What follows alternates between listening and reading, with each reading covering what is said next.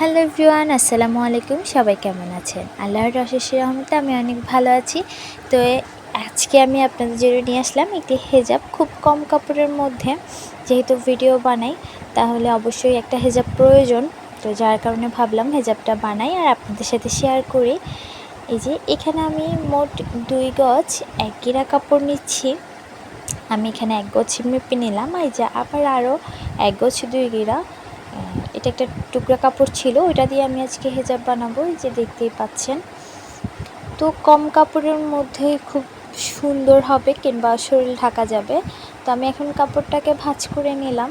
নেওয়ার পর এই যে কোনাকাটি করে ভাঁজ করে নিচ্ছি আবার।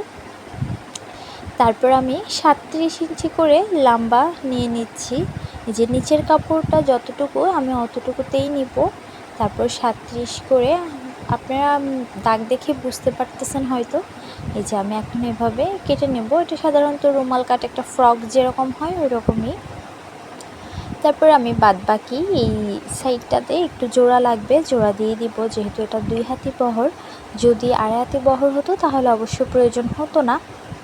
সাধারণত একটা হেজাব বানাতে আপনার 2.5 গজ 3 গজ এরকম কাপড় লাগে।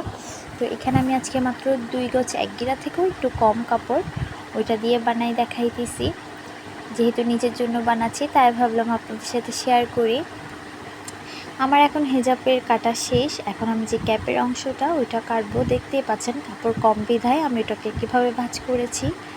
যদি কাপড় বেশি হতো তাহলে যেভাবে খুশিভাবে ভাঁজ করা যেত, কিন্তু কাপড় কম থাকলে ওইভাবে মাথায় আইডিয়া করে ভাঁজ করে নিতে হয়, কারণ না হয় আপনার সেলাই করতে সুবিধা হবে না বা কাটিতে আপনার কাপড় বেশি লাগতে পারে। আসলে সব কিছু হচ্ছে টেলারদের কাছে।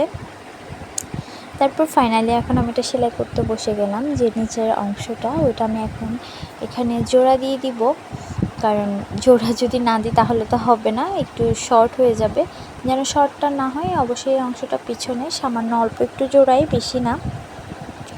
তো আমি জোড়াটা দিয়ে দিলাম।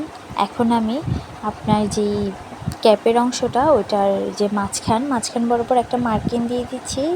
তারপরে আপনার হেজাবেরও মাঝখান বরাবর একটা মার্কিং দিয়ে দিলাম। এখন আমি এটাকে এক মার্কিং থেকে ধরে এক পাশ করে সেলাই করে নিচ্ছি। জানি না আপনাদেরকে কতটুকু বোঝাতে পারছি। এই যে আমি আবার আরেক পাশও সেমভাবে সেলাই করে নেব। যদি এক পাশ থেকে সেলাই করি হয়তো এক পাশ বড় ছোট হবে, তো যার কারণে আমি মাঝখান থেকে ধরে মার্কিং বরাবর সেলাই করে নিলাম। তারপর ক্যাপের উপরে একটা চাপ সেলাই দিয়ে দিচ্ছি যাতে সেলাইটা শক্ত কিংবা দেখতে ফিনিশিং হয়। তারপর আমাদের মুখের অংশ রেখে বাদ বাকিটা আমি সেলাই করে নিচ্ছি। এই যে বাদ বাকিটা আমার সেলাই হয়ে গেছে। আর আমি যে মুখের অংশটা ওইদিকে একটা বটা দিয়ে সেলাই করে নিলাম। এই যেখানে আমি এখানে একটা ব্যাগ স্টিক দিয়ে দিলাম।